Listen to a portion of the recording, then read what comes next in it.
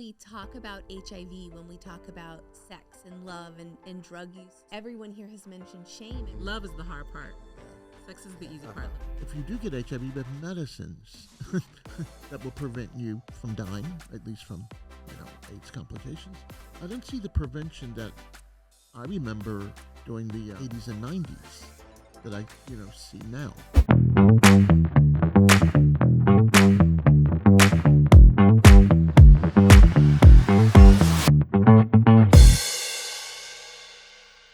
Hi, Javontae. We're here again. But can we get something, just the last thing? And because we're growing, Dylan, you can keep this in. Can you just hit start on the timer? Yeah. Oh, yes. Because I pay attention to this. I don't pay attention to your cues.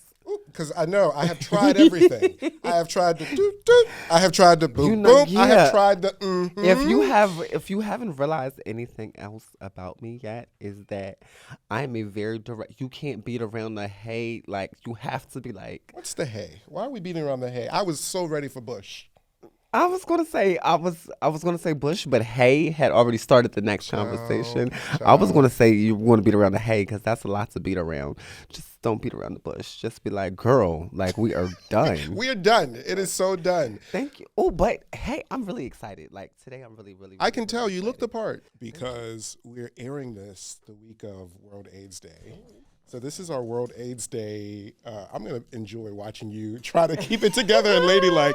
We're airing this World AIDS Day / HIV Awareness Week.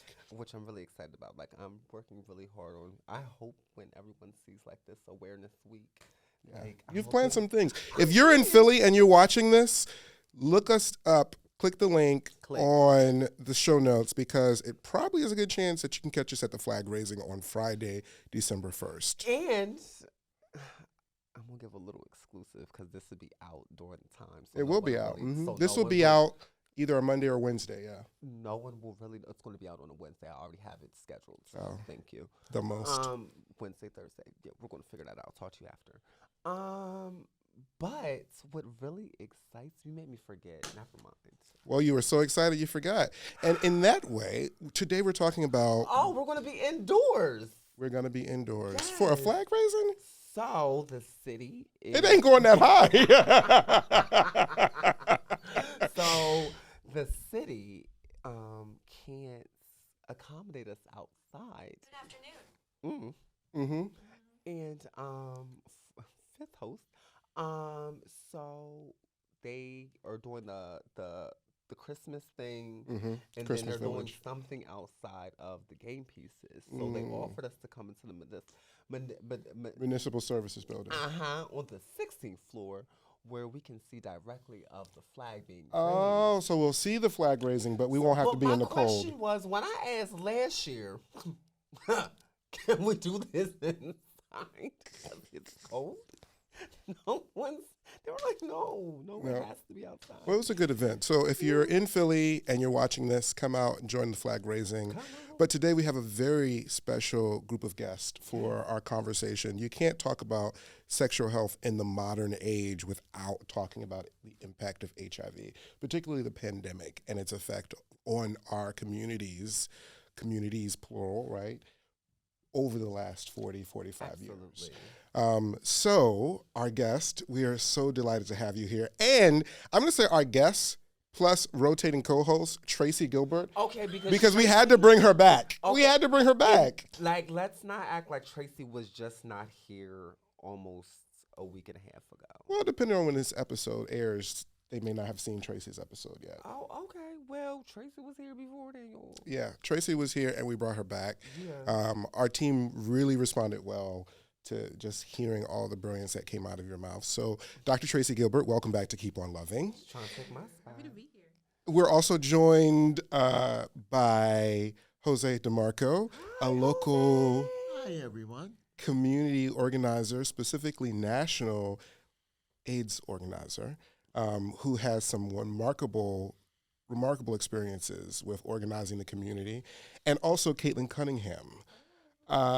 Caitlin, you gotta spin the mic when you say hello, because we're growing, but we're not there yet. So we only got 4 microphones. The lavalier mic. So do Tracie. I just want to walk around. Like, I want an audience. Listen, please. Nopra. I love it. Nopra. I think we should. Tracie, Yeah. you see what I'm saying? Yeah. You feeling that, Caitlin? Just, you gonna come in here and help? I'm saying. We're going to do it. We're gonna do it, Tracie. I'm ready for it. That's what I might bring my own next time. Plug me up. Thank you. So Beyonce. I would be interested in kicking off this discussion with learning how, I'm going to say the two of you, because we heard about Tracie's story about like anti-intervention from the last episode, but how the two of you got into the work of HIV, AIDS organizing, care, prevention services. Talk about how you arrived at this work. I'll let you go, certainly. I'd like to be... Pull the mic to you. Okay. Actually, I had a partner for 20 years that he passed away in 1994 from lack of medication. There was nothing around, nothing available. Unfortunately, he died 6 months too early before the new medications became available. And during that time, his name was Vernon. He became very sick, and he wanted to go home to die. So here I am, finding myself in Akron, Ohio. The worst. It's not the kind of place you want to be if you're queer and a person of color, right? But I was there. So I got to experience a lot of blatant homophobia, AIDS phobia, racism. It was all in my face, and I had to deal with this daily, including the community, including his family. It was a new deal. And when I got back to Philadelphia, after you fight your way through a lot of grief, you're angry. You're very, very angry because not only have you lost the love of your life, but you have to put up with all this stigma. What I considered a marriage was considered something else by heterosexual people. So I had to rebuild my life. And I was very angry, so I said, what do I do with myself? I went to a place at the time it was called Action AIDS. And they had me filing, typing, and carrying. I said, this is not very satisfying. So I found myself at a place called We the People, which was an organization and it was run by people living with HIV. People that did not have HIV were not on boards. We had 2 people on our board that didn't have HIV. So being there, I learned a lot of skills. I was around people in my own community. I was around other people living with HIV and AIDS. And from there, I went to a place called Philadelphia Fight. And then it just blossomed from there, Philadelphia Fight to Project Teach to I've just been a whole lot of places. I've done a lot of things. But I've seen a lot of firsthand racism, homophobia, pharmaceutical greed. All of these things contribute to people getting HIV. Not just, you ever ask yourself, why aren't people using condoms? Not whether they can access them. Why aren't they using condoms? All of those things come into mind. And when it comes to Latinx folks and Black folks, we have I think our prevention is totally different. It's alike, but it's a lot different because cultures are different. And I think once we come to recognize that, I think we're slowly starting to recognize this with in the HIV epidemic coins. I'm sorry, I'm rambling away. You're not rambling. It's a podcast. So that's how I actually got started. Okay. All right. And I want to follow up with you about a couple of things that you mentioned, but Caitlin, we'll go to you. Caitlin, tell us what you do, boo. So how did you come to this work? I think I really got my start as, you mentioned interventions as a kind of classic Debbie trained interventionist. And ultimately, I think for me, what I really found was that wasn't working for me. That I found that for a lot of the folks I was working with who were at that time, it was a youth drop-in program, mostly queer and trans young folks. I was having a lot of the same conversations over and over again every day. And it felt both probably very frustrating to the people I was working with and really frustrating to me. I applied for a position in a medical clinic at the same organization I worked at and was really transformed by the kind of connection that low barrier healthcare could, and high quality low barrier healthcare could have with people, like treating chlamydia, connecting with folks about real pregnancy planning options, talking to people about what they want in their sexual health lives. And that includes talking about both HIV prevention options, but with a focus on pleasure and a focus on personal autonomy, that's really transformative. And I think that really, for me, set the destiny of my career trajectory, which, included some time at the health department and now includes where I'm working at today. And throughout that time, I think really looked at my position as a queer person, the ways in which kind of legacies of queer women support the kind of HIV epidemic, my own position as a person with chronic illness and navigating the health systems and what that is as a person with privilege and kind of the ways in which I can show up in my own healthcare environment where I work.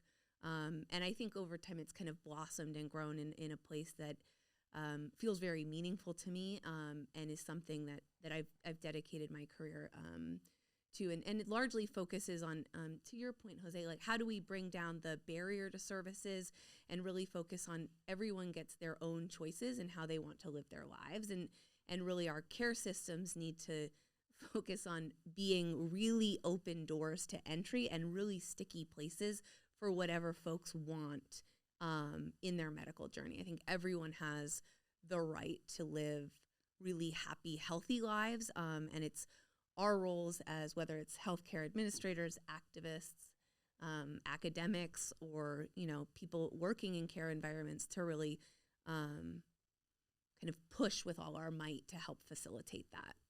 I'm going to come back to a couple of things you said, but fun fact, Caitlin was the prevention coordinator before I came to the health department. So I am the second coming of Caitlin, or she was the first Javontae at the health department. Oh, wow. We can love to you, but we did share a cubicle area. Yes, and yours yes. was a lot nicer decorated than mine. So, I want to come back to so many things y'all all said, but Tracie, you are not in the HIV world, or as some people refer to it affectionately or with disdain, HIV Inc. What is your role in the conversation? Yeah. Shakes it up. Besides shaking the table. Well, and that's definitely not intentional. I think I'm always about context, right? I think of the things that you raised about like Black and brown communities and the conversations that are being had there. That's where I live, right? In terms of thinking about what are the conversations and what are the cultural factors that play a part in amplifying or mitigating some of the challenges that individuals are facing when they interface with these systems. And so, I think about when I nodded my head when you were talking about Akron, Ohio. I'm from the Midwest as well. And I actually, in response to a question that you gave us beforehand, I thought about my cousin who died of HIV in the early 90s. And the thing about it is, even today, it's still not clear in our family that that's what it was. That's not the story that we tell. And it just happened to be because of my experience, I was able to put two and two together and ask the right questions and finally got what I knew. But the stigma that you were talking about, the homophobia, the racism, not only racism in terms of what folks who are living with HIV are dealing with, but also the families and the way that contributes to silence within families. So it's well, we can't share because we don't want people to look down on our family if we have someone in our family who has this. That's where I live in terms of having those conversations and unpacking those pieces that make this conversation more nuanced than. Yeah. Yeah. So. That Black family. That's what absolutely I got. I'm sorry. Yeah, no. Tracie, once Tracie started talking, my mind started when you said, because I was like, yo, there was this one person I know who they were like, oh, passed away from leukemia, but they kept saying it real low. They was like, Yeah, and even his father, my cousin's leukemia. father, before he died, I asked him how. I didn't go into specifics, but I asked him. He said cancer, and I'm sure probably there might have been some complications there connected to cancer, but at the core, especially once I found out his actual story, it was like, oh, okay, I know. Oh, I understand. I know what this is. Yeah, and it was pretty sad because we didn't. He didn't live near us anymore. He had moved to the other part of the country, moved to California, and a lot of that stigma and fear was why we didn't get to see him, why we didn't get to spend time with him, why we didn't get to talk. And yeah, it was pretty unfortunate. So yeah, that's where I live in these conversations. So Jose, reflecting on HIV and AIDS from what you say you've been around from the beginning, how has it changed in you think in the public's eyes coming into 2023? And this also being the 35 years of HIV awareness. I believe this is just Jose's. You know what Jose That's sees? what I need. All right, I'll give it to you. What I see is in this century, this year we have medicine, we have pills to stop you from getting HIV. Mm-hmm. If you do get HIV, we have medicines that will prevent you from, hopefully not from dying, at least from, AIDS complications. And I see, I don't see the prevention that I remember during the 80s and 90s that I, see now. I see people taking a lot of chances, I don't actually see them taking the chances. Mm-hmm. I hear people engaging in sex parties, which I'm not knocking. I'm very sex positive. If that's what folks want to do, then just as long as they're safe, it doesn't make a difference to me. But I think times have changed. Everything is online now. Mm-hmm. Years ago, you had to go out. I had to put on my coat and go out and now people just pick up their phone and. So I think all of that has changed. Sex is. I wish I was a lot younger because sex is so easy now to find. But yeah, I think sex is very easy to find. I think, and I guess what I'm trying to say is there's no urgency around HIV anymore. I know in South Africa, we worked very hard on getting them HIV drugs generically, but I think like 1/3 of the population still cannot access HIV meds. Right. I know some places in the South still cannot access HIV meds, if I'm not mistaken. Was it Mississippi, I'm thinking, or Alabama? Yeah, I've done a lot of work in Mississippi. Yeah. Mississippi, goddamn. Yes, this is what Jose sees as far as prevention, right? Not that I saw a lot of prevention, way back when I was coming along either, because I can't even, I'm just thinking about stuff that folks did, and I can't recall anybody having oral sex using condoms. I still don't. But as I said, because of the access to medication, access to treatment, and sex being so easy to find and get, it's right there on the internet, it's right in your phone. Boom. So I think prevention has changed a whole lot since, since the beginning of HIV till now. It's progressed. Interesting because I've heard from a mentor of mine that sex is easy and love is rare. That is literally what I just had in my head. Love is the hard part. Yeah. Sex is the easy part. Love is the hard part. Do you think people are even looking for love now? Yes. Oh, for sure. Yes. I think we have this loneliness epidemic that's come about as, since the pandemic, where people are turning to substances, turning to alcohol, turning to suicide in some cases, and turning to sex, quite frankly. Turning to sex because, it's a great pretender of love. And, there's a wonderful Toni Morrison quote. I'm not going to go down that road. Ask your question. What is it? I'd love to hear it. Yeah, I want to hear it. Well, it comes from her book called Love, and it talks about sex as the great pretender of love and how it masquerades as love, but it's less fulfilling and less satisfying. Well, some people can't distinguish sex from love. That's another episode, Jose. Okay. That's another episode. Sorry. Caitlin, you have something you wanted to add. Spin the mic. I definitely had a question.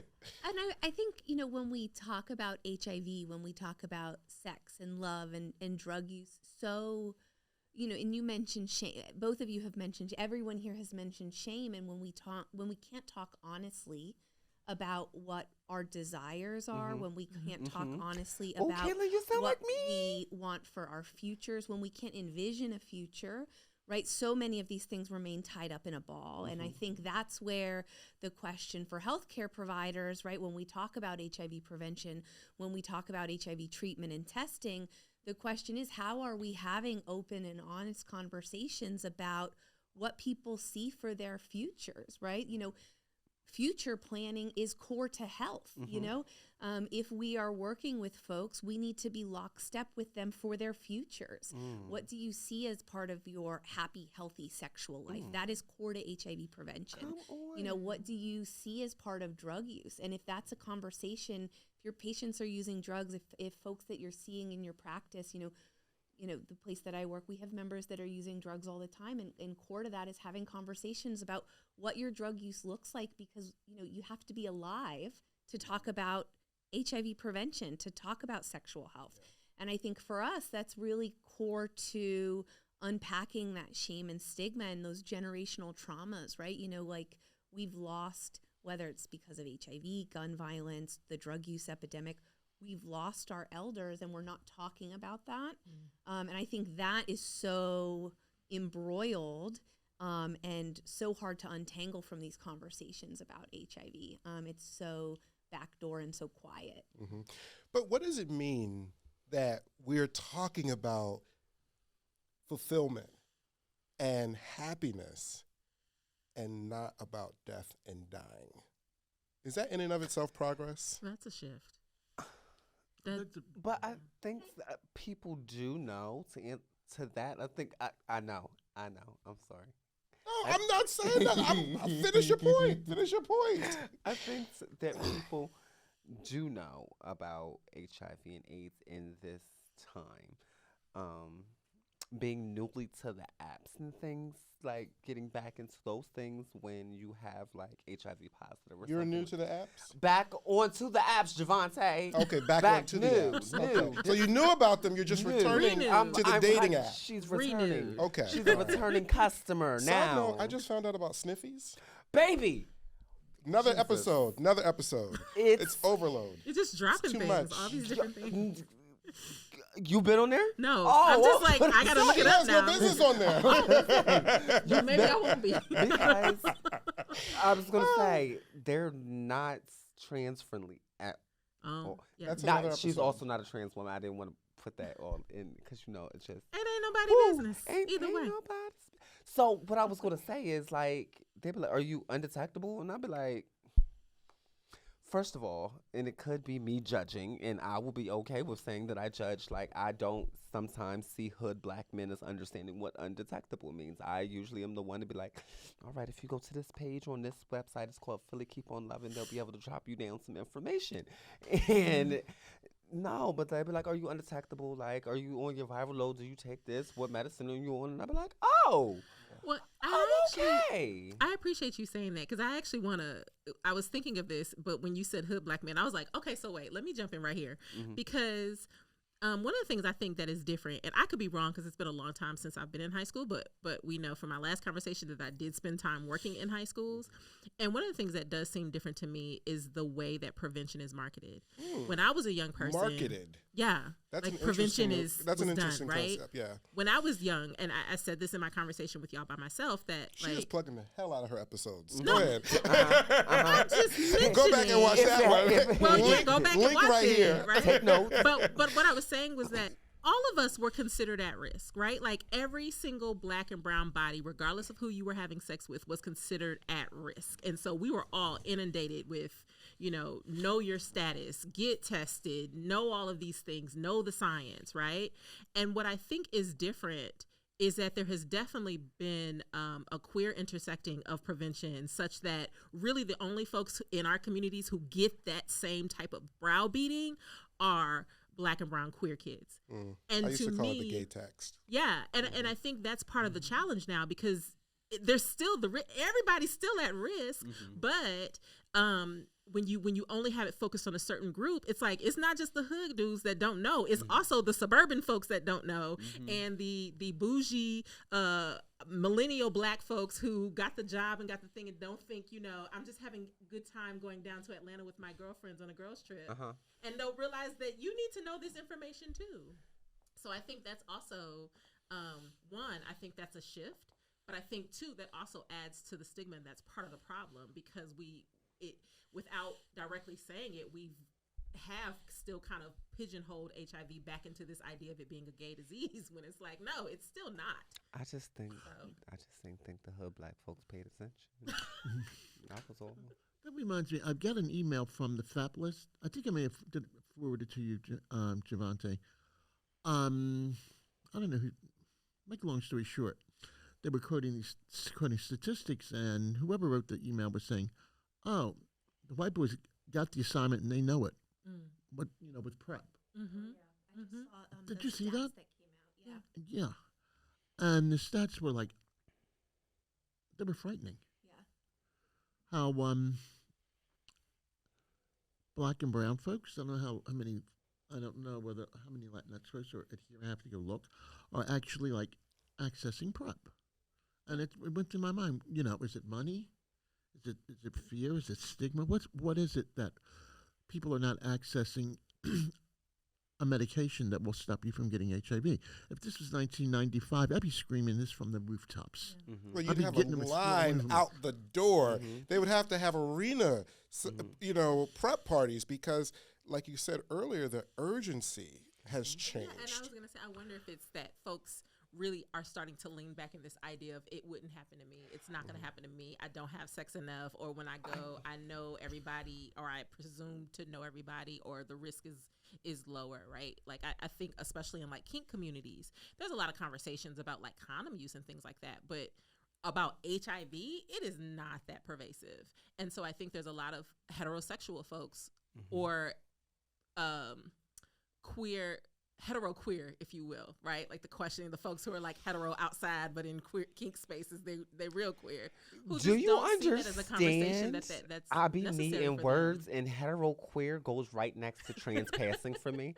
Thank you. Okay. Caitlin, you were going to add?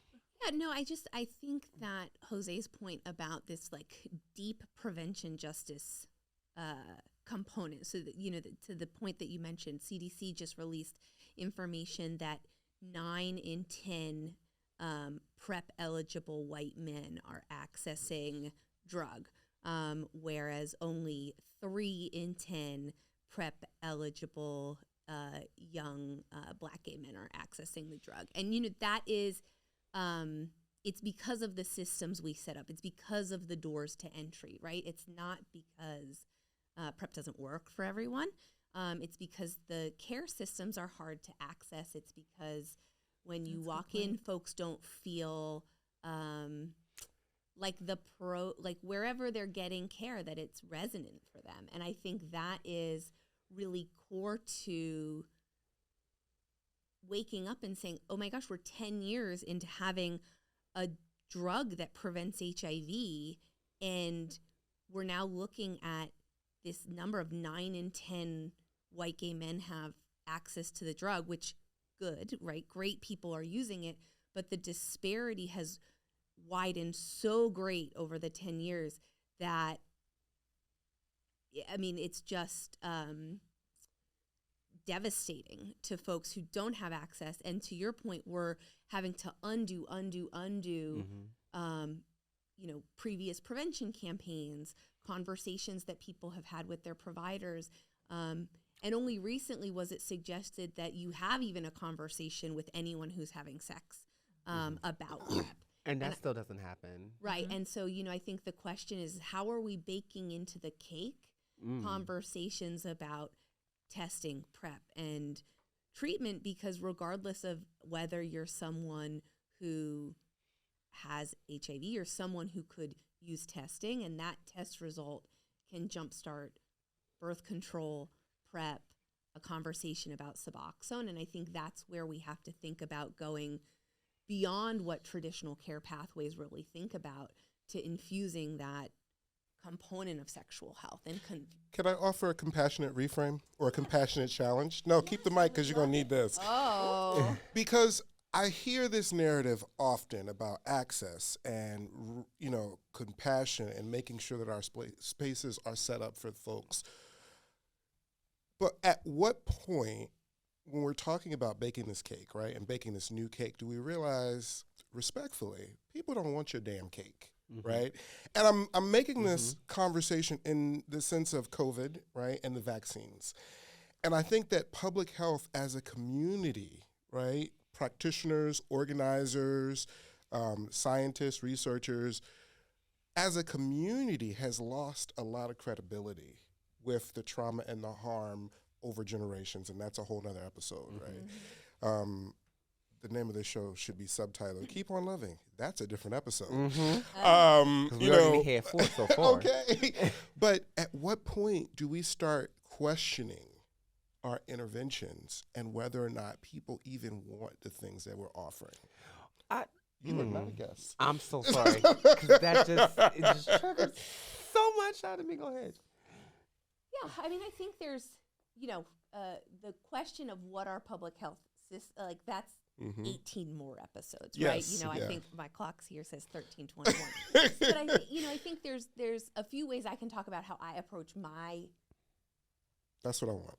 way of moving through the world that I think questions that exact thing, right? I think for me, core to that very question is, one, how are we showing up every day and asking people what they want, right? Yeah. So if you're interacting with people at a clinic level, whether it's talking about PrEP or talking about HIV treatment, yes, there's an intervention, right? Like we think about HIV testing as an intervention, but HIV testing is a deeply personalized, one-size-fits-one thing. We've got 5 people sitting here, 2 that you can't see.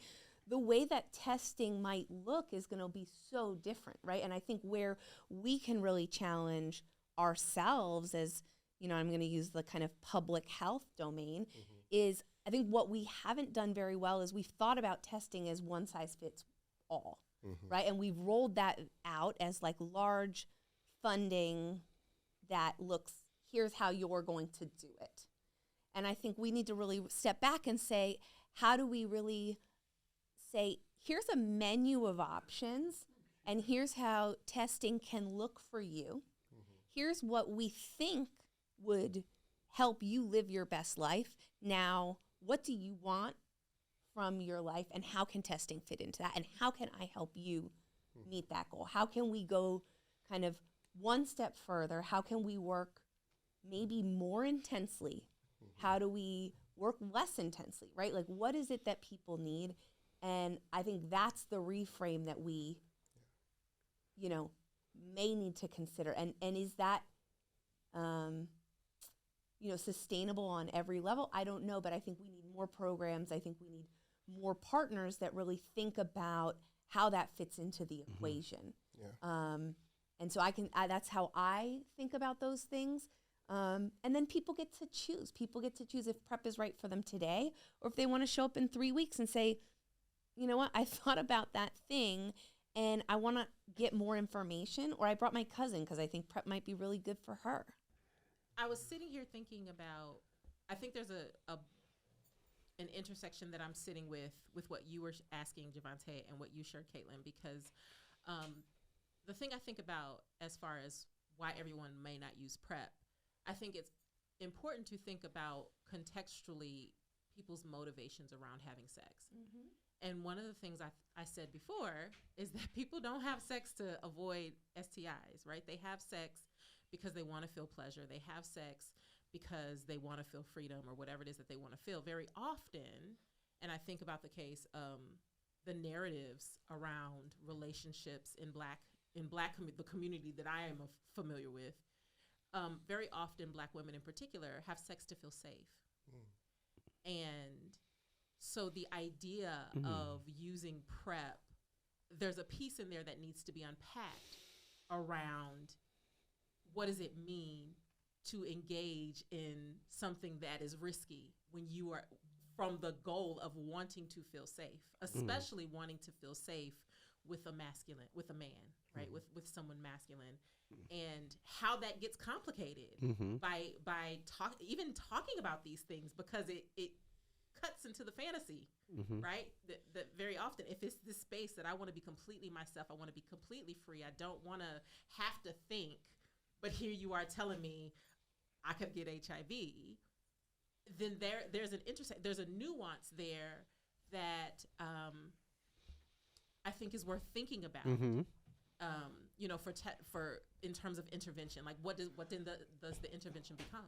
Which brings me into a great question when it comes to intervention and prevention. What do you all think some key strategies that have happened in, let's say, the last 2 years or since the pandemic? What do you think we're doing right? What do you think we're getting right when it comes to messaging, when it comes to making sure that we do get people in care? I'll just jump in because I think one of the things that you said is like if I can stand up on a rooftop and shout anything, I think we, and I'm not the first person to say this, so like certainly you did not hear it here first. I think we need to like abolish the word risk.